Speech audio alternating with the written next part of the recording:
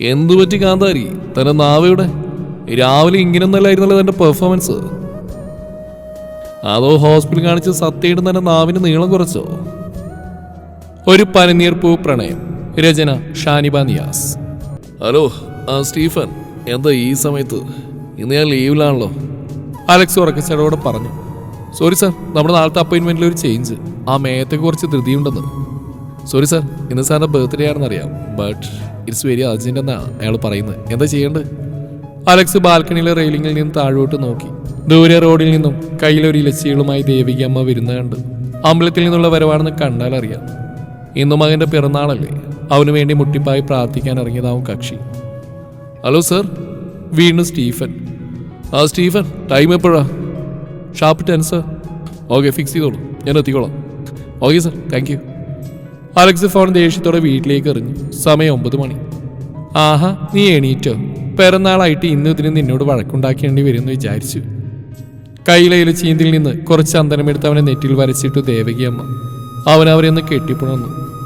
AD financial ഇൻഡസ്ട്രീസിന്റെ MD Alex Abraham മുട്ടുമടക്കി കൊടുക്കുന്ന ഒരേ ഒരു ഇടം ദേവിക എന്ന തന്റെ അമ്മയുടെ മുമ്പിലും അബ്രഹാം എന്ന അപ്പന്റെ മുമ്പിലും. കട്ടക്കലിപ്പനും സ്വതവേ ഗൗരവക്കാരനുമാണ് കക്ഷി. ആരെയും കൂസാത്ത ഭാവം.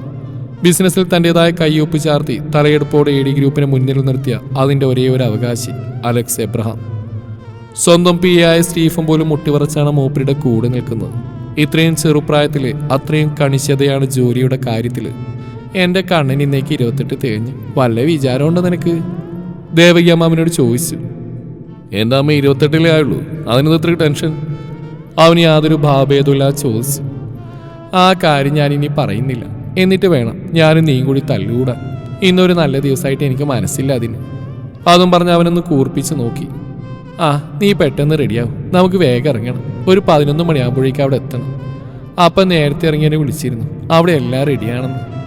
എൻ്റെ എത്ര നാളത്തെ ആഗ്രഹമാണെന്നോ കണ്ണ, അവിടെ അമ്മ കളിച്ചു വളർന്ന അനാഥാലയത്തിൽ നിന്നെ ഒന്ന് കൊണ്ടുപോവാൻ. അത് അമ്മ, സോറി, ഒരു മീറ്റുണ്ട്. സ്റ്റീഫൻ വിളിച്ചിരുന്നു, വളരെ അർജന്റ് ആയതുകൊണ്ടാണ്. ഞാൻ പോയിട്ട് പെട്ടെന്ന് വരാം. അമ്മ പോയിക്കോളൂ, ഞാൻ നേരെ അങ്ങോട്ടേക്ക് എത്തിക്കൊള്ളാം. അവരവരുടെ ചുമലിൽ കൈവച്ച്. ദേവകി അമ്മയുടെ കണ്ണ് നിറഞ്ഞു വരുന്നുണ്ടായിരുന്നു. അമ്മ, അലക്സ് വിളിച്ചു. നിനക്ക് എന്നും തിരക്ക് തന്നെയാണ്. ഞാനൊരാഴ്ച മുന്നേ തന്നെ നിന്നെ ഓർമ്മിപ്പിച്ചല്ലേ. എന്നുണ്ടാവും നിനക്ക് ഓരോരോ കാരണങ്ങൾ.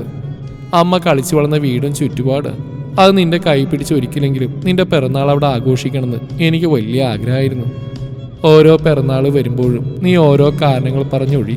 ഇത്തവണെങ്കിലും ഞാൻ ഒരുപാട് പ്രതീക്ഷിച്ചു. ഹിന്ദുവായ ഒരു അനാഥപ്പെണ്ണിനെ സ്നേഹിച്ചതിന്, ജീവിതം കൊടുത്തതിന്, സ്വന്തം കുടുംബം പോലും ഉപേക്ഷിച്ചാൽ നിന്റെ അപ്പേ. കൂടെ ആരോരുമില്ലാത്ത ആ മുറ്റത്ത് നിന്ന് നിന്റെ അപ്പയായ എബ്രാഹിമിനെ കൈപിടിച്ചിറങ്ങുമ്പോൾ ഒന്നും ഉണ്ടായിരുന്നില്ല ഞങ്ങളുടെ കയ്യിൽ. അവിടെ ഉണ്ടായിരുന്ന ഒരു പറ്റം മനുഷ്യരുടെ പ്രാർത്ഥനയെ അനുഗ്രഹമല്ലാതെ. അന്ന് തൊട്ട് നമ്മളിവിടെ എത്തി നിൽക്കുന്നുണ്ടെങ്കിൽ അത് അവരുടെയൊക്കെ അനുഗ്രഹത്തിൻ്റെ ഫലം കൂടിയാവും. ദേവിയമ്മ ഓർമ്മകളിലേക്ക് ഇറങ്ങി. നമ്മുടെ അകമഴിഞ്ഞ സഹായം കൊണ്ട് തന്നെയാണ് ഇന്ന് അവിടെ അനാഥരായ വൈകല്യങ്ങൾ ബാധിച്ച സകലർ ഉപേക്ഷിച്ച മക്കൾക്ക് വേണ്ടി ഒരു സ്പെഷ്യൽ കെയർ സെൻറ്റർ തുറക്കുന്നത്. നമ്മുടെ സ്പോൺസർഷിപ്പിൽ തുറക്കുന്നതുകൊണ്ടായിരിക്കാം മുഖ്യാതിഥിയായിട്ട് നീ തന്നെ വരണമെന്ന് അവർക്ക് നിർബന്ധം. അതുകൊണ്ട് ഞാനാ മദറിനോട് പറഞ്ഞു, എന്നാൽ പിന്നെ ഇന്ന് തന്നെ ആയിക്കോട്ടെ, ഇന്ന് നിന്റെ പിറന്നാൾ കൂടി അല്ലേ എന്ന്. എന്നിട്ടിപ്പോൾ നീ ഇങ്ങനെ പറഞ്ഞാൽ എങ്ങനെയാ കണ്ണ? അവിടുത്തെ ഒരുക്കങ്ങളെല്ലാം തീർന്നു, അവർ നമുക്ക് വേണ്ടി കാത്തിരിക്കുകയാണെന്നാണ് എന്നോട് മദർ പറഞ്ഞ്. അവർക്ക് ആദ്യമായി. എൻ്റെ അമ്മേ, ഇനി ആദ്യം ആലോചിച്ച് വെറുതെ പ്രഷർ കൂട്ടല്ലേ. ഞാൻ പെട്ടെന്ന് പോയി വരാം. ഇത്തവണ എൻ്റെ അമ്മയുടെ ഓർമ്മകൾ ഉറങ്ങുന്ന ആ മുറ്റത്തേക്ക് ഞാനുണ്ടാവും, ഐ പ്രോമിസ്. എന്നാൽ നീ വേഗം പോയിട്ട് വാ, ഞാനിവിടെ നിൽക്കാം. നീ വന്നിട്ട് നമുക്ക് ഒരുമിച്ച് പോവാം. നോ, അത് വേണ്ട, അമ്മ ഡ്രൈവറെ കൂടെ വിട്ടോ, ഞാനെങ്കിൽ എത്തിക്കോളാം. അലക്സ് ടവലെടുത്ത് ബാത്റൂമിലേക്ക് നടന്നു. ഇല്ല, എന്ത് വന്നാലും ഇത്തവണ നിന്നെ ഞാൻ മുങ്ങാൻ സമ്മതിക്കില്ല. The great young businessman Alex എബ്രാഹിമിന് അനാഥരും അശരണരായിട്ട് ആളുകളെത്തി കുറച്ച് സമയം ചെലവഴിച്ചു എന്ന് വെച്ച് ഒന്നും സംഭവിക്കില്ല, അവർ വാശിയോടെ പറഞ്ഞു. എന്നോക്കെ അവൻ ബാത്റൂമിൽ നിന്ന് വിളിച്ചു പറഞ്ഞു. ഫ്രഷായി വേഗം ഡ്രസ്സ് എടുത്തിട്ട് ഫയലും പിടിച്ച് താഴോട്ട് ഇറങ്ങി വന്നു. എടാ, ബ്രേക്ക്ഫാസ്റ്റ് കഴിച്ചിട്ട് പോടാ, ദേവികമ്മ വിളിച്ചു പറഞ്ഞു. സമയമില്ലമ്മ, അമ്മയത്തൊരു മുരടന, കറക്റ്റ് ടൈം. ഒന്ന് വൈകിയാൽ പോലും പിന്നെ ഇയാളെ കിട്ടില്ല. ഇതൊന്നും മുടങ്ങിയ കമ്പനിക്കുണ്ടാകുന്ന നഷ്ടം ചെറുതൊന്നല്ല. അവൻ ധൃതിയിൽ കീഴെടുത്ത് കയ്യിലിട്ട് കറക്കി. എന്നാൽ ഈ പായസെങ്കിലും കുടിച്ചിട്ട് പോടാ, നിന്റെ പിറന്നാളായിട്ട് ഉണ്ടാക്കിയതല്ലേ. അവർ പായസം അവന് നേരെ നീട്ടി. അപ്പോഴേക്കും സ്റ്റീഫന്റെ കോള് വീണ്ടും വന്നു. സർ, എവിടെയാ? സ്റ്റീഫൻ, ഞാൻ ഇറങ്ങി. നീ അവിടെ എത്തിയില്ലേ? നീ ബാക്കി കാര്യങ്ങളെല്ലാം മാനേജ് ചെയ്തോ, ഞാനങ്ങ് എത്തിക്കോളാം. അവൻ എയർപോർട്ടിൽ ചെയിൽ വെച്ച് വണ്ടി സ്റ്റാർട്ടാക്കി. മേത്തയുമായി കാണാമെന്ന് പറഞ്ഞ റിസോർട്ടിലേക്ക് ഇനിയുമുണ്ട് ഒരു 15 മിനിറ്റ്. ഓൾറെഡി 10 മിനിറ്റ് ലേറ്റാണ്. അലക്സ് ആക്സിലേറ്ററിൽ കാലമർത്തി. ജംഗ്ഷനിലേക്ക് വണ്ടി തിരിയാനൊരുങ്ങിയതും സ്റ്റീഫന്റെ കോള് വീണ്ടും വന്നു. കാതിൽ എയർപോർട്ട് ഒന്നുകൂടി അഡ്ജസ്റ്റ് ചെയ്ത് കോ ഡ്രൈവിംഗ് സീറ്റിലിരിക്കുന്ന ഫയലുകളിലേക്കൊന്ന് ശ്രദ്ധ പോയി. അപ്പോഴാണ് അവന്റെ വണ്ടി ഒരു സ്കൂട്ടിയിൽ ഇടിച്ചത്. സ്കൂട്ടിയിൽ നിന്ന് ചുവപ്പും വെള്ളയുമുള്ള റോസാപ്പൂക്കൾ റോഡിലേക്ക് ചിതറിത്തെറിക്കുന്നതാണ് വണ്ടിയിലിരുന്ന അലക്സ് ആദ്യം കണ്ടത്. Oh shit! അവൻ സ്റ്റെയറിംഗിൽ ആഞ്ഞടിച്ചു. അപ്പോഴേക്കും ചുറ്റുവട്ടത്തുള്ള കടയിൽ നിന്ന് 2-3 പേർ അങ്ങോട്ടേക്ക് കൂടി എത്തിയിരുന്നു. അവൻ ധൃതിയിൽ വേഗം ഡോർ തുറന്ന് പുറത്തേക്ക് ഇറങ്ങി. ഒരു മഞ്ഞ കളർ സ്കൂട്ടി നിലത്ത് വീണ് കിടപ്പുണ്ട്. ധാരാളം റോസാപ്പൂക്കൾ നിലത്ത് ചിതറിക്കിടപ്പുണ്ട്. ഒരു വലിയ റോസാപ്പൂവിന്റെ ബൊക്കയിൽ നിന്ന് കെട്ടഴിഞ്ഞ് വീണ പോലെ. വെള്ളയും ഇളർ റോസ് നിറത്തിലുമായി നിലത്തായി ഒരു പെൺകുട്ടി വീണ് കിടക്കുന്നു. പെട്ടെന്നുള്ള വീഴ്ചയിൽ കൈമുട്ട് കുത്തിയതുകൊണ്ടാവണം അവൾ നിലത്തിരുന്ന് മുട്ടൊഴിയുകയാണ്. പോണീട്ടിൽ കെട്ടിയ മുടിയിൽ നിന്ന് കുറച്ച് മുമ്പിലേക്ക് പാറി വീണ് കിടപ്പുണ്ട്. അവൾ കത്തുന്ന മിഴികളോട് അവനെ കൂർപ്പിച്ച് നോക്കി. അവൻ നീട്ടേക്കായി ഒറ്റ തട്ടുകൊടുത്തു. അവൾ നിലത്തുനിന്ന് എഴുന്നേറ്റു. ആക്ച്വലി ഞാൻ കുറച്ച് അർജന്റായിട്ട് ഒരു സ്ഥലം വരെ പോവാ. സോറി, ഇയാൾക്കൊന്നും പറ്റിയില്ലല്ലോ. അവൻ സ്കൂട്ടി അവളെ മാറി മാറി നോക്കിക്കൊണ്ട് പറഞ്ഞു. പക്ഷേ അവളുടെ കണ്ണ് നിലത്ത് വീണെടുക്കുന്ന പൂക്കളിലായിരുന്നു. ഡോ, താൻ ആരാന്ന തന്റെ വിചാരം? തന്നെ പോലെ ധൃതിയുള്ളവരെയാ ഞങ്ങളും.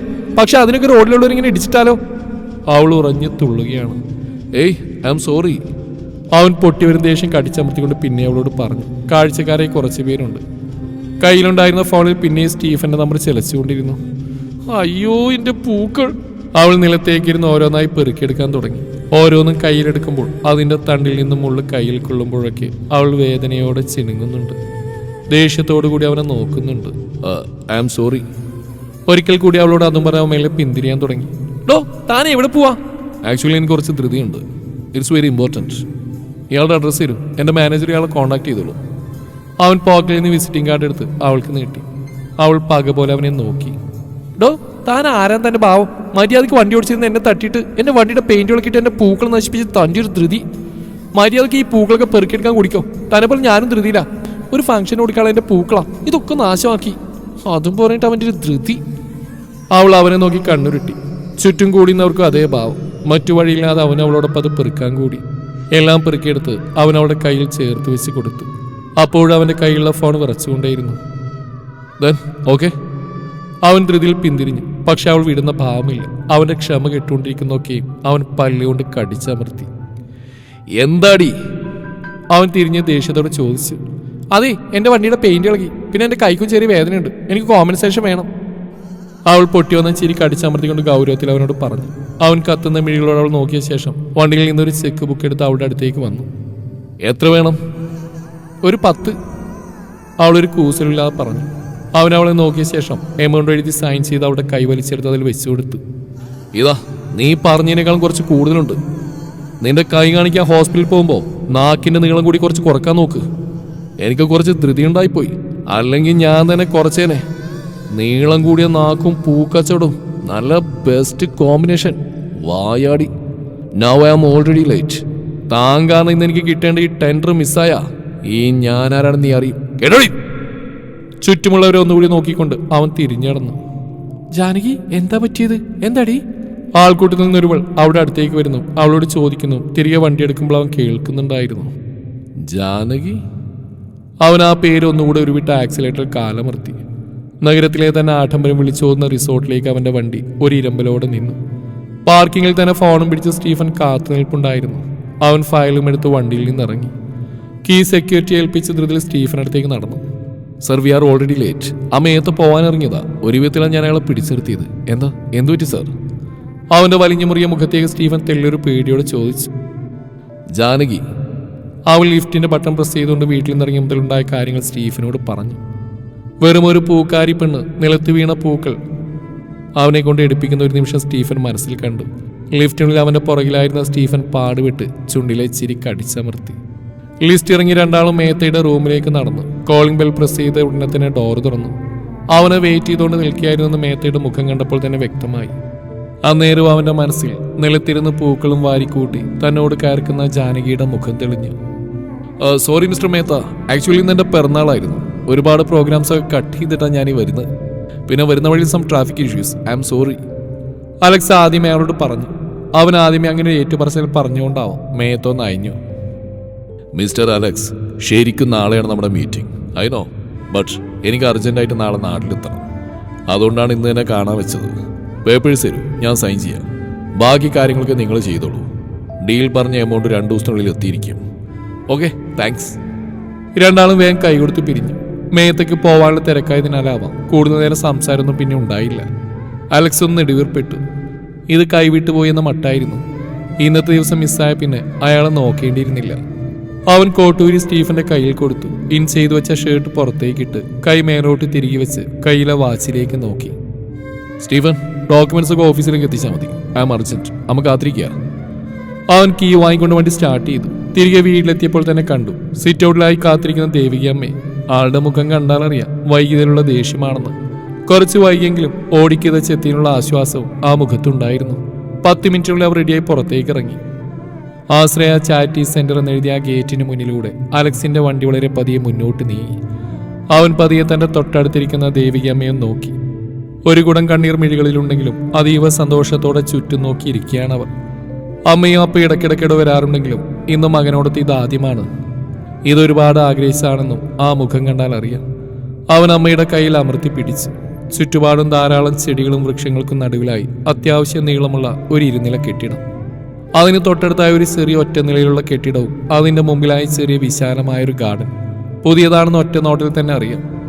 വൈകല്യം ബാധിച്ച അവിടുത്തെ അനാഥ മക്കൾക്ക് വേണ്ടി ഒരു സ്മാർട്ട് റൂമും അതിന് മുന്നിലായി ധാരാളം തോരണങ്ങളും ബലൂണുകളുമായി അലങ്കരിച്ചിരിക്കുന്നു. അലക്സ് വണ്ടിയിൽ നിന്ന് ചുറ്റുപാടുമൊക്കെ ഒന്ന് കണ്ണോടിച്ചു.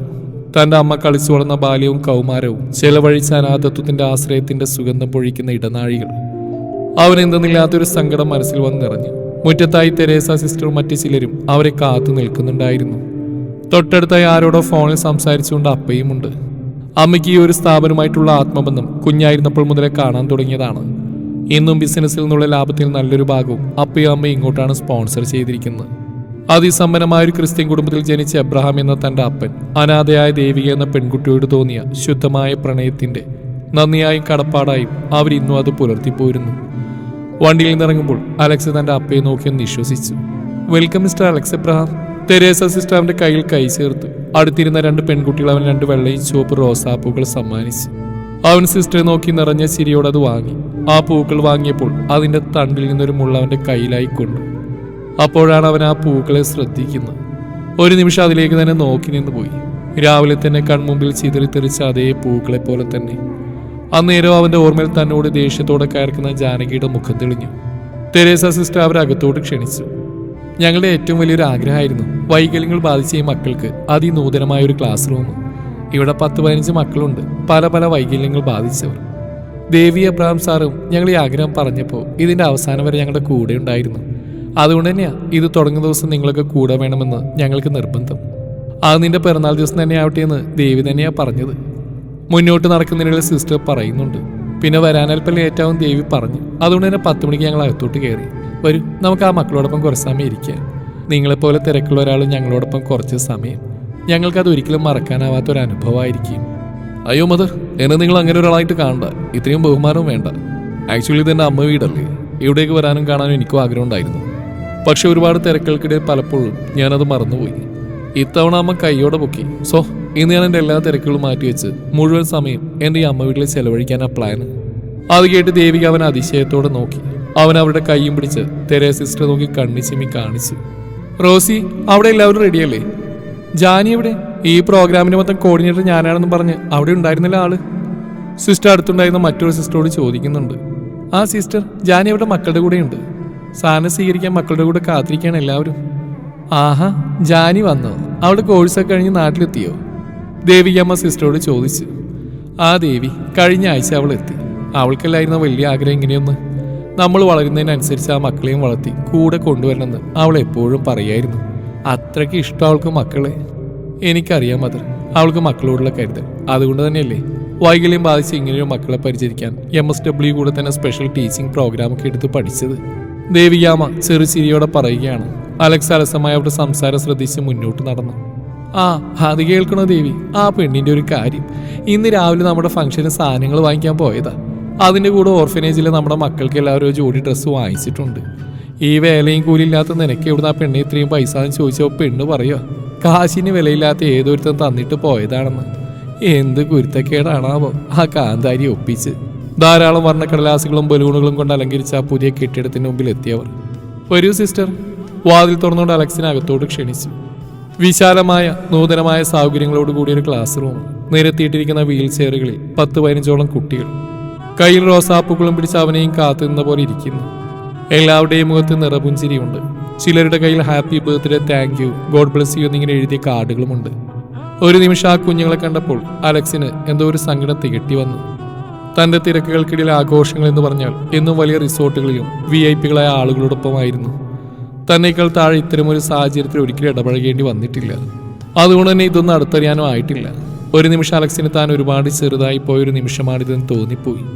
തങ്ങളുടെ വരുമാനത്തിൽ നിന്ന് നല്ലൊരു ഭാഗം ചാറ്റിക്ക് വേണ്ടി നീക്കിവെക്കുന്ന അവന്റെ അപ്പനോട് അതിരറ്റ ബഹുമാനം തോന്നിപ്പോയി. എല്ലാവരും അവനെ നോക്കി ചിരിച്ചു. അവൻ ഓരോരുത്തരെയും നോക്കി ചിരിച്ചുകൊണ്ട് അവിടെ അടുത്തേക്ക് നടന്നു. എല്ലാ മക്കളും അവരുടെ കയ്യിലുണ്ടായിരുന്ന റോസാപ്പൂക്കൾ അവന് സമ്മാനിച്ചു. എല്ലാവരിൽ നിന്നും പൂക്കൾ വാങ്ങിയപ്പോൾ അവന്റെ കയ്യിൽ അതൊരു ബൊക്കെ പോലെ നിറഞ്ഞിരുന്നു. താങ്ക് യു, അവൻ എല്ലാവരോടുമായി പറഞ്ഞു. എല്ലാവരുടെയും തലയിൽ തലോടിയും വർത്തമാനങ്ങൾ ചോദിച്ചു. അലക്സ് അവരിൽ ഒരാളായി തീർന്ന് എബ്രഹാമും ലേശം കൗതുകത്തോടെ നോക്കി നിന്നുപോയി. ഈ ജന്മദിനം തനിക്ക് ഒരിക്കലും മറക്കാനാവാത്തതായി തീരുമെന്ന് ഓർത്തുകൊണ്ട് അവൻ ആ ബൊക്കയിലേക്ക് നോക്കിപ്പോയി. വെള്ളയും റോസും കലർന്ന ആ പൂക്കൾ ഇന്ന് രാവിലെ താൻ തട്ടിപ്പറിച്ചതാണെന്ന് അവന് തോന്നിപ്പോയി. Thank you mother, thanks a lot, അവൻ സിസ്റ്ററോട് പറഞ്ഞു. അയ്യോ മോനെ, സത്യത്തിൽ നിന്നോടല്ലേ ഞങ്ങൾ നന്ദി പറയേണ്ടത്. ഇത്രയും തിരക്കുകൾക്കിടയിലും ഞങ്ങളുടെ ഈ ചെറിയ ലോകത്തേക്ക് വന്നതിന്. സത്യം പറയാലോ, ഞങ്ങളും ഇത്രക്കൊന്നും പ്രതീക്ഷിച്ചിട്ടില്ല കേട്ടോ. എല്ലാവരുടെ മിടുക്ക ഞങ്ങളുടെ ജാനിമോളുടെ. ആരോരും കൂട്ടില്ലാത്ത, നമ്മെപ്പോലെ ആരോഗ്യവും ചിന്താശേഷിയും ഇല്ലാത്ത ഈ മക്കളെ മറ്റുള്ളവരെ കൂടെ നടത്തിക്കാൻ എന്നും അവളായിരുന്നു മുന്നിൽ. അങ്ങനെ അവള് തന്ന ആവേശത്തിലാണ് ഞങ്ങളും ഇതിനൊരുങ്ങിയത്. മോൻ്റെ അമ്മയും അപ്പയും സാമ്പത്തികമായിട്ട് ഞങ്ങളുടെ കൂടെ നിന്നു. സത്യം പറഞ്ഞാൽ അവളുടെ നിർബന്ധമായിരുന്നു ഇങ്ങനെയൊരു പരിപാടിയും. ഈ കുഞ്ഞുങ്ങളെ സംരക്ഷിക്കാനും സഹായിക്കാനും നന്നായി കഷ്ടപ്പെടുന്നുണ്ട് എൻ്റെ മോള്. അവരെ നോക്കിയൊന്ന് പുഞ്ചിരിച്ചു. എന്നിട്ട് ആളെവിടെ? അവൻ ചുറ്റും നോക്കിക്കൊണ്ട് ചോദിച്ചു. മേരിയും പറഞ്ഞ പോലെ അവൾ എവിടെയാ? ഇത്രയും നേരം ഇവിടെ ഉണ്ടായിരുന്നല്ലോ. സിസ്റ്റർ അടുത്തുണ്ടായിരുന്ന വേറെ സിസ്റ്ററിനോട് ചോദിച്ചു. ദാ വരുന്നു സിസ്റ്റർ. അവർ കഴിച്ചുകൊണ്ട് ആ വഴിയിലേക്ക് അലക്സ് നോക്കി. മുറ്റത്തിലൂടെ വീൽ ചെയറിൽ ഒരു കുട്ടിയെയും തള്ളിക്കൊണ്ട് നടന്നു വരുന്ന അവളെ കണ്ട് അലക്സ് അതിശയിച്ചു പോയി. ജാനകി? ആ പേര് അവന്റെ പല്ലുകൾക്കിടയിൽ ഞെരിഞ്ഞമർന്നു. എന്നാൽ അവനത് പുറത്ത് കാണിച്ചില്ല. മുഖം നിറയെ ചിരിയുമായി അടുത്ത് നിൽക്കുന്ന പെൺകുട്ടിയുടെ എന്തൊക്കെയോ സംസാരിച്ച് വരികയാണ് അവൾ. ഇതാണ് ഞങ്ങളുടെ ജാനി, ഞങ്ങളുടെ മാലാഖ. അവൾ ഇവിടുത്തെ ഒരു അന്തേവാസിയാ. 22 വർഷം മുമ്പ് ആരോ കിടത്തി പോയത് അവൾ ഈ മുറ്റത്ത്. പിന്നെ അങ്ങോട്ട് ഞങ്ങളുടെ മോളായി. ജാനകി എന്ന് ഞങ്ങളിട്ട പേരാ. ജാനി എന്ന് വിളിക്കും. ഈ മക്കളുടെ ജീവന അവള്. ഇതാണ് അവളുടെ ലോകം. ഇപ്പൊ കോഴ്സൊക്കെ പൂർത്തിയായി നാട്ടിലെത്തിയതാ ആള്. നടന്നു വരുന്ന അവളെ നോക്കിക്കൊണ്ട് സിസ്റ്റർ കൂട്ടിച്ചേർത്തു. ഇത്രയും കേട്ടതും വലിഞ്ഞു മുറുകി അലക്സിന്റെ മുഖം പതിയെ അയഞ്ഞ് അവിടെ ഒരു കുഞ്ഞു പുഞ്ചിരി സ്ഥാനം പിടിച്ചു. തന്റെ അടുത്തുള്ള പെൺകുട്ടിയോട് സംസാരിച്ച് ചിരിച്ചുകൊണ്ട് വീൽ ചെയറും തള്ളി വരുന്ന അവൾ അലക്സ് മാറി മാറി നോക്കിയിരുന്നു. അടുത്തുള്ളവളോട് എന്തൊക്കെയോ സംസാരിച്ചു വരുന്ന ജാനകി റൂമും കടന്ന് അവിടെ അടുത്തേക്ക് എത്തിയപ്പോഴാണ് അവരെ കാണുന്നത്. അവരടുത്തെത്തിയെന്ന് അലക്സ് കയ്യിലെ ഫോണും ചെവിയിൽ വെച്ച് തിരിഞ്ഞു നിന്നു. ജാനി, നീ ഇത് എവിടെയായിരുന്നു? ഞങ്ങൾക്ക് അകത്ത് കയറി, തെരേസ സിസ്റ്റർ അവളോട് പറഞ്ഞു. എല്ലാ കാര്യങ്ങളും സെറ്റാക്കിയിട്ട് നീ ഇത് എവിടേക്കാ മുങ്ങിയത് പെണ്ണേ? ദേവിക ഒരു ചിരിയോടെ അവളെ കൈ പിടിച്ചു. അത് ദേവികാമേ, ഞാൻ നമ്മുടെ അപ്പുവിനൊരു ക്ഷീണം. ഞാൻ അവനെ ഡോക്ടറെ കാണിക്കാൻ പോയി, സോറി. പുറംതിരിഞ്ഞ് നിൽക്കുന്ന അലക്സ് അവരുടെ സംസാരം വ്യക്തമായി കേൾക്കുന്നുണ്ടായിരുന്നു. ഇത്രയായിട്ട് കാണാൻ കഴിയില്ലെന്ന് വിചാരിച്ചു ഞാൻ. The great businessman Alex Abraham ഒന്ന് മുഖം കാണിച്ചിട്ട് പോയോന്ന് വിചാരിച്ചു ഞാൻ. എവിടെ കക്ഷി? പുറംതിരിഞ്ഞൊന്നും ഫോണിൽ എന്തൊക്കെയോ സംസാരിക്കുന്ന അലക്സിനെ അവൾ അന്നേരമാണ് ശ്രദ്ധിച്ച്. ദാ ഇത് തന്നെയാ ആള്, നിന്നെ അന്വേഷിച്ചിരുന്നു. ഇനി നിങ്ങൾ പരിചയപ്പെടും, ഞാൻ അങ്ങോട്ട് ചെല്ലട്ടെ. അതും പറഞ്ഞ ദേവികാമ്മ മറ്റുള്ളവരോടൊപ്പം കുട്ടികൾക്കിടയിലേക്ക് പോയി. എല്ലാവരും പോയി എന്ന് കണ്ടതും അലക്സ് ഫോൺ ഓഫാക്കി ജാനകിക്ക് നേരെ തിരിഞ്ഞു. അവന്റെ മുഖത്തേക്ക് നോക്കിപ്പോയ ജാനകി ഭൂമിനീരിറക്കിപ്പോയി. പക്ഷെ അവ യാതൊരു കൂസലുമില്ലാതെ അവൾ തന്നെ സ്കാൻ ചെയ്യുകയായിരുന്നു. അവളുടെ മുഖത്തെ വെപ്രാളവും പരവേശവും കണ്ടതും അവന് കാര്യം പിടികിട്ടി. Hello, I am Alex Abraham. അവൻ അവളുടെ നേരെ കൈ നീട്ടി. ജാനകി. അവൾ വിറയിലോടെ കൈ തിരിച്ചു കൊടുത്തു. എന്തു പറ്റി കാന്താരി? തന്റെ നാവയുടെ രാവിലെ ഇങ്ങനെയൊന്നല്ലായിരുന്നല്ലോ തന്റെ പെർഫോമൻസ്. അതോ ഹോസ്പിറ്റൽ കാണിച്ച് സത്യമായിട്ട് തന്നെ നാവിന് നീളം കുറച്ചോ? അവൻ ചുണ്ടിൽ വിരിഞ്ഞ കുസൃതി ചിരി ഒളിപ്പിച്ചുകൊണ്ട് അവളോട് പറഞ്ഞു. സോറി, ഞാൻ ആളറിയാതെ, ഐ ആം റിയലി സോറി. സത്യം പറഞ്ഞ ഞാനും കുറച്ച് ധൃതിയിലായിരുന്നു ഇങ്ങോട്ടേക്ക് എത്താൻ, അതുകൊണ്ടാ. അവൾ കൊച്ചുകുട്ടികളെ പോലെ തലയും താഴ്ത്തിക്കൊണ്ട് പറഞ്ഞു. അലക്സ് അവളുടെ കണ്ണിലേക്ക് നോക്കി. വായാടിയായ മാലാഖ. അവൻ ചിരിച്ചുകൊണ്ട് മനസ്സിലോർത്തു. സർ വരും, ജാനി വായു, കേക്ക് റെഡിയാണ്, ജാനി കൂടി വന്നിട്ട് കട്ട് ചെയ്യാന്ന് വിചാരിച്ച് ഒരു പെൺകുട്ടി വന്ന് പറഞ്ഞു. എല്ലാവരും കുട്ടികളിരിക്കുന്ന സ്ഥലത്തേക്ക് പോയി. കൈകൊട്ടി പുഞ്ചിരി തൂവുന്ന മക്കളെ നോക്കി അവൻ കേക്ക് മുറിച്ചു. ദേവികാമയും എബ്രഹാമും 2 സൈഡിലായിട്ടുണ്ട്. മുന്നിലായി വീൽ ചെയറിലിരിക്കുന്ന മക്കൾക്കിടയിൽ ജാനകിയും തെരേസ സിസ്റ്ററും മറ്റുള്ളവരും എല്ലാം ഉണ്ട്. അവൻ ജാനകിയെ നോക്കിക്കൊണ്ട് അമ്മയ്ക്ക് കേക്ക് വായിൽ വെച്ച് കൊടുത്തു. ശേഷം അവൻ തന്നെ ഒരു പ്ലേറ്റിൽ വെച്ച് കേക്ക് പീസുകളെടുത്ത് എല്ലാ കുട്ടികൾക്കും വായിൽ നൽകി. ജാനകി അവൻ്റെ പ്രവൃത്തികളെല്ലാവരും അത്ഭുതത്തോടെ നോക്കി നിന്നു. അവരോട് ചിരിച്ച് സംസാരിക്കുകയും കേക്ക് വായിൽ വെച്ച് കൊടുക്കുന്നെല്ലാം കണ്ടപ്പോൾ താൻ രാവിലെ കണ്ട മുരുടനാണോ ഇയാളെന്ന് അവൾ ഒരു വേള ചിന്തിച്ചു പോയി. ശേഷം അവൻ തെരേസ സിസ്റ്റർക്കും മറ്റുള്ളവർക്കും കേക്ക് കൊടുത്തു. അവരെല്ലാവരും അവനെ സന്തോഷത്തോടെ വിഷ് ചെയ്തു. ഏറ്റവും ഒടുവിലായി അവൻ ജാനകിയുടെ മുമ്പിൽ വന്ന് നിന്നു. ഒരു പീസ് അവളുടെ കയ്യിൽ കൊടുത്ത് അവൻ പോക്കറ്റിൽ നിന്ന് റോസാപ്പൂ പുറത്തെടുത്തുകൊണ്ട് അവൾക്ക് നേരെ നീട്ടി. താങ്ക്സ്, അവൻ അവളെ നോക്കിക്കൊണ്ട് പറഞ്ഞു. അവളൊരു ചെറിയ ചമ്മലോടെ അത് വാങ്ങി. എല്ലാവരും ഒരു ചെറിയ ചിരിയോടെ ഇതെല്ലാം നോക്കി നിൽപ്പുണ്ട്. പിന്നീട് അങ്ങോട്ട് മക്കളുടെ കലാപരിപാടികളും കളിച്ചിരികളും മത്സരങ്ങളും ഒക്കെ എല്ലാവരും ആഘോഷിച്ചു. ഈ സമയത്തൊക്കെയും അലക്സിന്റെ കണ്ണുകൾ ജാനകിയിലായിരുന്നു. ആ കുട്ടികളോടുള്ള അവരുടെ കരുതലും സ്നേഹവും കളിയും ചിരിയും അവൻ ഇമച്ചിമ്മാതെ നോക്കിക്കണ്ടു. അവരോട് ഒച്ച വെച്ച് ചിരിപ്പിച്ച് കുസൃതി കാട്ടിയും അവരെ കളിപ്പിച്ചും പാറി നടക്കുന്ന ആ തുമ്പിപ്പെണ്ണിനെ 1000 വർണ്ണ ചിറകുണ്ടെന്ന് തോന്നിപ്പോയി അവന്. അതിനിടയിൽ എപ്പോഴും അവനൊരു ഫോൺ വന്നു. അവൻ പുറത്തേക്ക് ഇറങ്ങി പോകുന്നു. ജാനകി ശ്രദ്ധിച്ചു. അവളും മെല്ലെ പുറത്തേക്ക് ഇറങ്ങി. പുറത്ത് ഗാർഡനിങ്ങിലിരുന്ന് ഫോൺ ചെയ്യുന്ന അലക്സിനെ അവൾ കാത്തിരുന്നു. കോള് കട്ടാക്കി തിരിഞ്ഞ് അലക്സ് കാണുന്നത് തൻ്റെ പുറകിലായി നിൽക്കുന്ന ജാനകിയാണ്. എന്താ? അവൻ തെളിൽ ഗൗരവത്തോടെ ചോദിച്ചു. അത് സാർ, ആ കാശ് അത് ഞാൻ... അവൻ 2 കൈയും നെഞ്ചിൽ പിണച്ചിട്ട് അവളെയും നോക്കി നിൽക്കുകയാണ്. സത്യം പറഞ്ഞാൽ അത്രയും വലിയൊരു പൈസ എനിക്ക് ആവശ്യമുണ്ടായിരുന്നില്ല. ഓഹോ, എന്നാ ബാക്കി തന്നേക്ക്. തന്നെ നീ കാണുമ്പോൾ ഇതേക്കുറിച്ച് ചോദിക്കണമെന്ന് ഞാനും വിചാരിച്ച. ഞാനാണെങ്കിൽ അപ്പോഴും തിരക്കിൽ നീ ചോദിച്ചങ്ങ് തന്നു. സോ അതെനിക്ക് തിരിച്ചു തന്നേക്ക്. ഞാനേതെങ്കിലും കാശിന് നല്ല വിലയുള്ള കൂട്ടത്തിലാണ്. അവളൊന്ന് ഞെട്ടിക്കൊണ്ട് അവനെ നോക്കി. ഇന്ന് മക്കൾക്ക് ഒരുപാട് സന്തോഷമുള്ള ദിവസമായിരുന്നു. എല്ലാവർക്കും ഒരു പുതിയ ഡ്രസ്സ് എടുക്കണമെന്നൊക്കെ മനസ്സിലുണ്ടായിരുന്നു. ജീനയുടെ കയ്യിൽ നിന്ന് കടം വാങ്ങിക്കാമെന്ന് വിചാരിച്ചാണ് രാവിലെ തന്നെ പൂക്കളും വാങ്ങി വന്ന്. അപ്പോഴാണ് ഇങ്ങനെയൊരു സംഭവം നടന്നത്. ഒരു വിലപേശലുമില്ലാതെ പറഞ്ഞ പൈസയിൽ കൂടുതൽ കിട്ടിയപ്പോൾ പറഞ്ഞറിയിക്കാനാവാത്തൊരു സന്തോഷമായിരുന്നു. ദൈവം തൻ്റെ പ്രാർത്ഥന കേട്ട പോലെ തോന്നിയ ആ കാശ് കിട്ടിയപ്പോൾ ആരോരുമില്ലാത്ത ആ പാവങ്ങളെ സഹായിക്കാനും സന്തോഷിപ്പിക്കാനും ദൈവമായിട്ട് പറഞ്ഞയച്ച പോലെയാണ് ആ അപകടവും ആ സംഭവം. ജാനകിയുടെ മനസ്സിലൂടെ ഇന്നുണ്ടായ സംഭവങ്ങളെല്ലാം മിന്നിമറഞ്ഞു. ഹലോ, അലക്സ് അവിടെ നേരെ വിരൽഞ്ഞൊടിച്ചു. ഞാൻ പറഞ്ഞൊന്നും കേട്ടില്ലേ നീ? വണ്ടി ശരിയാക്കാണെന്ന് പറഞ്ഞ് എന്നെ കൊണ്ട് ചെക്ക് എഴുതി വാങ്ങിച്ചിട്ട് വണ്ടി ശരിയാക്കിയ പോലും തോന്നില്ലല്ലോ. അവൻ്റെ ഗാർഡനിലായി തൻ്റെ തൊട്ടപ്പുറത്ത് കിടക്കുന്ന മഞ്ഞക്കളുടെ സ്കൂട്ടിയിലേക്ക് നോക്കിക്കൊണ്ട് ചോദിച്ചു. പിന്നെ തൻ്റെ കയ്യിലൊരു ചെറിയ ബാൻഡേജ് പോലും കാണാനില്ല. അവൻ തൊലിയിളകി മൊയ്പ്പാടുകൾ തീർത്ത കയ്യിലേക്ക് നോക്കിക്കൊണ്ട് പറഞ്ഞു. അത് സർ, ആ പൈസ കൊണ്ട് കുട്ടികൾക്ക് ഡ്രസ്സ് വാങ്ങിയെന്ന് പറയാൻ അവൾക്ക് മടി തോന്നി. പക്ഷേ കുറച്ചു മുമ്പേ നടന്നു വരുമ്പോൾ തെരേസ സിസ്റ്റർ പറയുന്ന അലക്സ് ശ്രദ്ധിച്ചിരുന്നു. ആരോരുമില്ലാത്ത ഈ പാവങ്ങളെ സഹായിക്കുന്നതിലും പരിചരിക്കുന്നതിലും ഉത്സാഹം കാണിക്കുന്ന ജാനകി എന്ന ഈ മാലാഖ കുറച്ചു നേരം മുതലാണെങ്കിലും അവൻ്റെ ഉള്ളിൽ ഇടം പിടിച്ച് കഴിഞ്ഞിരുന്നു. ഇവിടുത്തെ കുട്ടികൾക്ക് എല്ലാവർക്കും ഡ്രസ്സും മറ്റ് സാധനങ്ങളും വാങ്ങിയത് അവൾ ആ പൈസ കൊണ്ടാണ് നേരത്തെ സിസ്റ്ററുടെ സംസാരം കൂടി ഓർത്തപ്പോൾ അവൻ ഊഹിച്ചു. എന്നാൽ ഈ പെണ്ണിനെ കുറച്ചു നേരം വട്ടുപിടിപ്പിക്കാമെന്ന് വിചാരിച്ചു. നടു റോഡിൽ വെച്ച് ആളുകളുടെ മുമ്പിൽ എന്നോട് കയർത്ത് സംസാരിച്ചതിനെ കൊണ്ട് നിലത്ത് വീണ പൂക്കളും പെറുക്കിപ്പിച്ചവളല്ലേ, അങ്ങനെയെങ്കിൽ വിടാനൊക്കുവോ? അലക്സ് ഒരു ചിരിയാലെ കൈകൊട്ടി നിന്ന് അവളെ നോക്കി. ചെറുതായിട്ട് കണ്ണൊക്കെ നിറഞ്ഞു വന്നിട്ടുണ്ട് പെണ്ണിൻ്റെ. അത് ഞാൻ എങ്ങനെയെങ്കിലും തന്നു തീർത്തോളാം. എന്നത്താ കള്ളം പറഞ്ഞു പറ്റിച്ച് പൈസയും വാങ്ങി. അന്നേരം ഞാൻ കുറച്ച് തിരക്കിലായി പോയി. അല്ലെങ്കിൽ അപ്പം തന്നെ ചോദിച്ചേനെ. അതോ ഇനി ഇങ്ങനെ ഒരു ക്രാഷ് ഉണ്ടാക്കിയിട്ട് കോമ്പൻസേഷൻ വാങ്ങുന്നത് നിന്റെ സ്ഥിരം പരിപാടിയാണോ? അവൻ വീണ്ടും ഗൗരവത്തിൽ ചോദിച്ചു. അത്രയും കൂടെ കേട്ടതും പെയ്യാൻ വെമ്പിന്ന് അവളുടെ ഇരു കണ്ണുകളും നിറഞ്ഞൊഴുകി. ഇവിടുത്തെ ദേവികാമ്മയുടെ മോനല്ലേ, ഞാൻ എങ്ങനെയെങ്കിലും തന്നു തീർത്തോളാം, അവൾ വാശിയോടെ തന്നെ പറഞ്ഞു. തിരിഞ്ഞോടാനൊരുങ്ങിയതും അലക്സ് അവളുടെ കയ്യിൽ പിടിച്ചു. എന്താ? അവൾ എൻ്റെ കണ്ണിലേക്ക് നോക്കി. അതെ, എനിക്ക് ആ പൈസ വേണ്ട, പകരം എനിക്ക് ഈ മാലാഖയെ മതി. എന്താ, പറ്റുമോ? എന്താ? അവൾ മനസ്സിലാവാതെ അവനെ നോക്കി. അതെന്താണെന്നോ, ഈ വായാടിയായ നാക്കിന് നീളം കൂടിയ ഇവിടുത്തെ കുട്ടികളുടെ ഈ മാലാഖ ചേച്ചി എനിക്കങ്ങ് ബോധിച്ചു. പ്രണയമാണോ എന്നൊന്നും പറയാൻ പറ്റില്ല, പക്ഷെ മിക്കവാറും അങ്ങോട്ട് തന്നെയാണ് റൂട്ട്. പിന്നെ എൻ്റെ തിരക്ക് പിടിച്ച ലൈഫിൽ ഇങ്ങനെ ഒരു ഐറ്റമാണ് എനിക്ക് വേണ്ടത്, ഒരു വായാടി മാലാഖ പെണ്ണ്. എന്താ, തനിക്ക് പറ്റുമോ? എന്നെ പറ്റിച്ചതിന് നിനക്കുള്ള കോമ്പൻസേഷൻ എനിക്ക് നിന്നെ മതി. അവനൊരു കള്ളച്ചിരിയോടെ അവിടെ കവിളിൽ തട്ടി അകത്തേക്ക് കയറിപ്പോയി.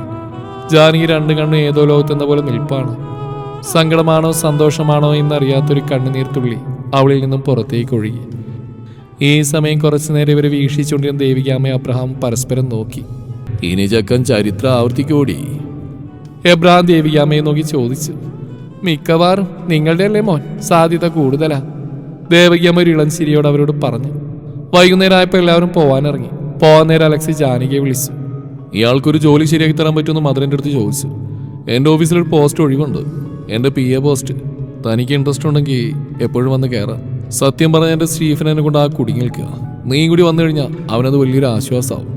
നീ ആവുമ്പോൾ സ്പെഷ്യൽ കെയർ ഡിഗ്രി ഒക്കെ എടുത്ത ആളല്ലേ, അപ്പോൾ ഏത് മൂഡിൽ എന്നെ മാനേജ് ചെയ്തോളൂ. പിന്നെ തൻ്റെ ഈ ചാറ്റിയുടെ കാര്യങ്ങളെല്ലാം ഞാൻ ഏറ്റെടുത്തോളാം.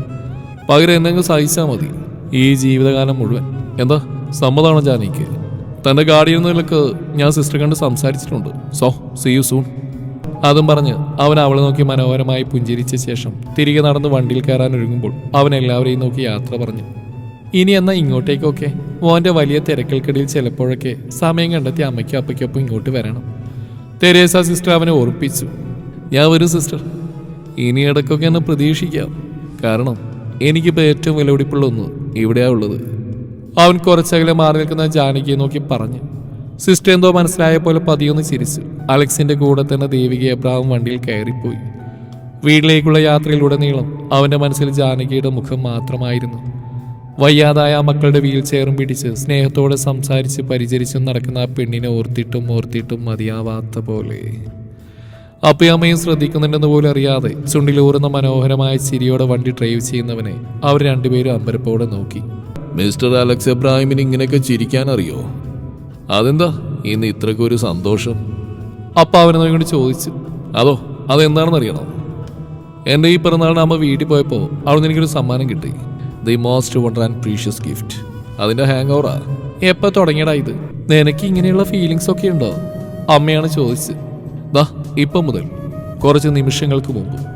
സത്യം പറഞ്ഞാൽ ഇന്ന് രാവിലെയാണ് ഞാൻ അവളെ ആദ്യമായി കാണുന്നത്. യാദൃശ്ചികമ്മയുടെ വണ്ടിയുമായിട്ടൊന്ന് മുട്ടി. ആദ്യം വിചാരിച്ച അവളൊരു പൂക്കച്ചവടക്കാരിയാണെന്നാണ്. നാക്കിന് നീളം കൂടിയൊരു വായാടി. ആ മേത്തയായിട്ട് എന്നെ മീറ്റും വൈകിക്കാൻ കാരണക്കാരി അവളുള്ള ദേഷ്യം മാത്രമായിരുന്നു എൻ്റെ മനസ്സിൽ.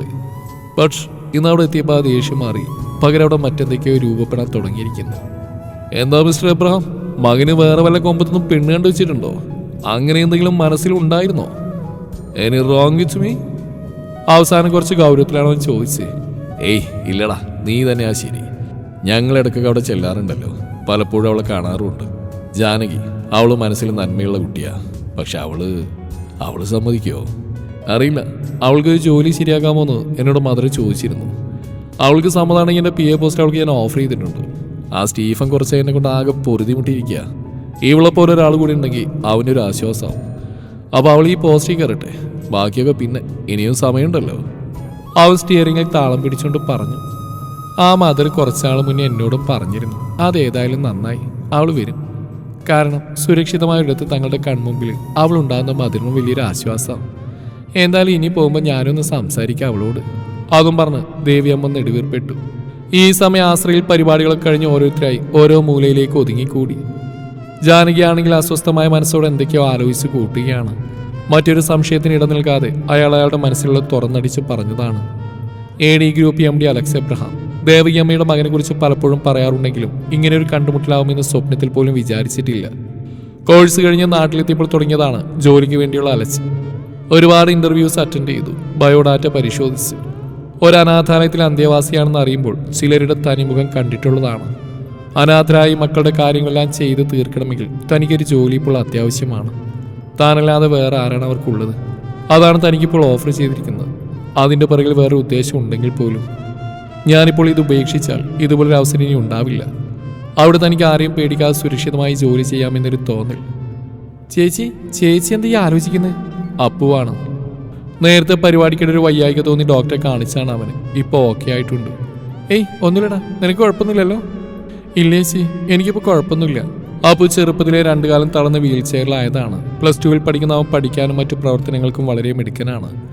അവിടെയുള്ള കുട്ടികളിൽ മൂത്തത് അവനാണ്. അതുകൊണ്ട് തന്നെ ജാനകിയുടെ നല്ലൊരു കൂട്ടുകാരൻ കൂടിയാണ് അവൻ. ആ ചേട്ടൻ ചേച്ചിയെക്കുറിച്ച് ഞങ്ങളോടൊക്കെ ചോദിച്ചല്ലോ, അതെന്തിനാ? എനിക്കറിയില്ല, അവൾ തെളിവ് ഗൗരവത്തോടെ പറഞ്ഞു. ആ ചേട്ടൻ എന്നോടൊരു കാര്യം പറഞ്ഞു, നിന്റെ ജാനി ചേച്ചിയെ തനിയെ കിട്ടുമെന്ന് പറയണമെന്ന്. എന്ത്? അതോ ആ ചേട്ടന് ഈ ചേച്ചി ഒരുപാട് ഇഷ്ടമാണ്. പക്ഷേ ചേച്ചി അങ്ങനെ ഇഷ്ടം പറയുന്നവരെ ചേട്ടൻ ഒരു തരത്തിലും ശല്യം ചെയ്യില്ലെന്ന്. അതിൻ്റെ പേരിൽ ചേട്ടൻ പറഞ്ഞ ജോലി വേണ്ടെന്ന് വെക്കരുതെന്ന് പറഞ്ഞു. നമ്മുടെ ഈ ഓർഫനേജിൻ്റെ കീഴിൽ നിന്നൊരാൾ അവിടെ ഉണ്ടായ കമ്പനി കിട്ടുന്ന ഓരോ ടെൻഡറിലും നല്ലൊരു പ്രോഫിറ്റ് ചാരിറ്റിക്ക് പോകും. അവിടുത്തെ ഒരു സ്റ്റാഫ് എന്ന നിലയ്ക്ക് ചേച്ചി ഉണ്ടായ ആ ഫണ്ടൊക്കെ നമുക്ക് എളുപ്പത്തിൽ കിട്ടും. അത് നമുക്ക് വലിയൊരു സഹായമാവും. ഇതും കൂടി ചേച്ചി ഓർമ്മിപ്പിക്കാൻ പറഞ്ഞു. അതും പറഞ്ഞ് അപ്പോൾ വീൽ ചെയർ പതി ഉരുട്ടി കടന്നുപോയി. അതും കൂടി കേട്ടപ്പോൾ തന്നെ ജാനിക്ക് മറുത്തൊന്നും ചിന്തിക്കാനുണ്ടായില്ല. മധുരം പിന്നെ കൂടുതലൊന്നും അവളോട് പറഞ്ഞില്ല.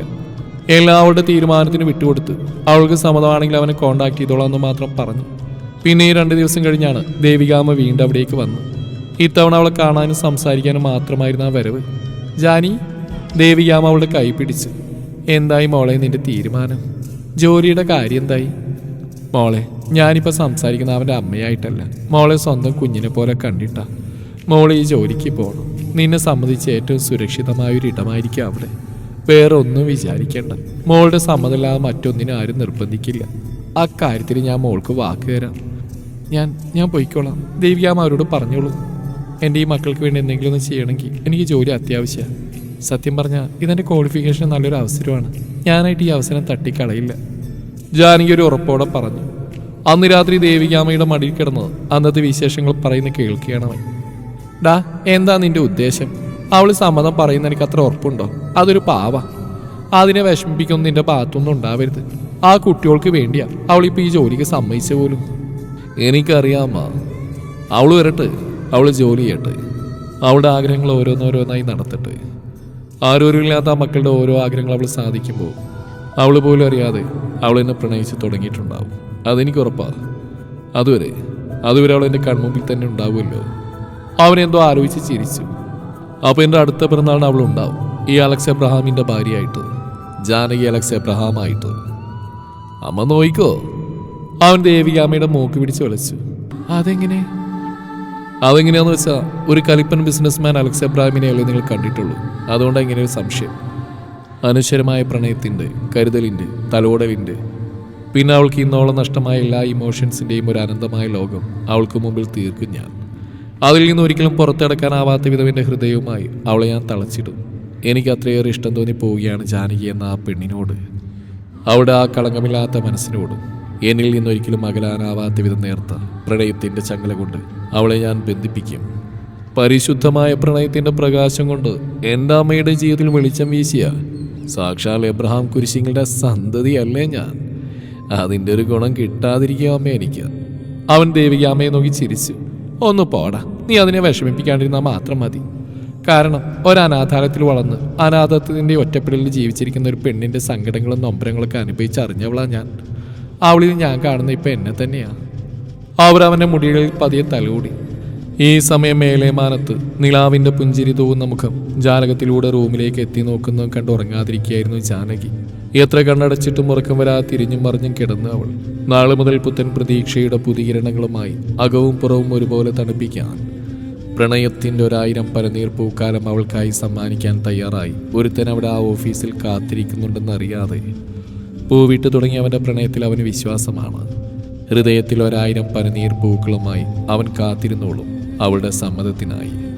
അതുവരെ കട്ടക്കലിപ്പൻ അലക്സ് എബ്രഹാമിൻ്റെ പേഴ്സണൽ അസിസ്റ്റൻ്റായി ജാനകി തുടരട്ടെ. പനനീർ പൂക്കളുടെ പരിമളം പോലെ പരിശുദ്ധമായ എല്ലാ പ്രണയങ്ങളും പൂവണിയട്ടെ.